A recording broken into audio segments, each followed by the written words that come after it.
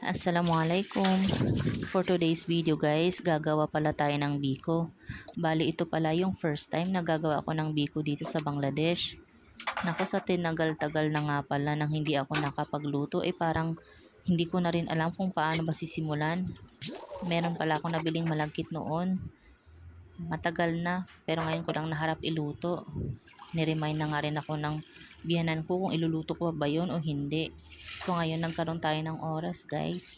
Meron pala tayong malagkit dito, nyog, asukal at saka yung kaong. Bali yan, ipapakulo lang muna natin yung malagkit kasama nung dalawang cup ng niyog na gata at saka konting asin. Bali yan na guys, wag natin i-overcook kasi parang siyang malalata. Sa isang kawali pala guys, nag-separate lang ako kanina ng konting gata.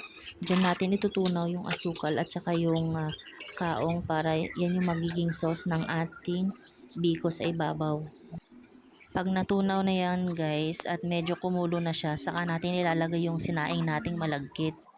Huwag nyo siyang i-overmix guys kasi magiging lugaw yung inyong malagkit. So ayan na guys, meron tayong dalawang lagayan dito. Hindi ko alam kung kasya na ba yan. Parang isang lyanera at saka dalawang ganyan na medyo malalaki yung nagawa natin. Bali 2 cups pala ng glutinous rice yan.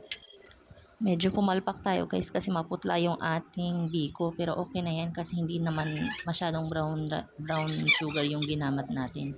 So ilalagay lang natin yan siya sa oven hanggang medyo mag-caramelize na yung sauce sa ibabaw. Pagkatapos nun pwede na.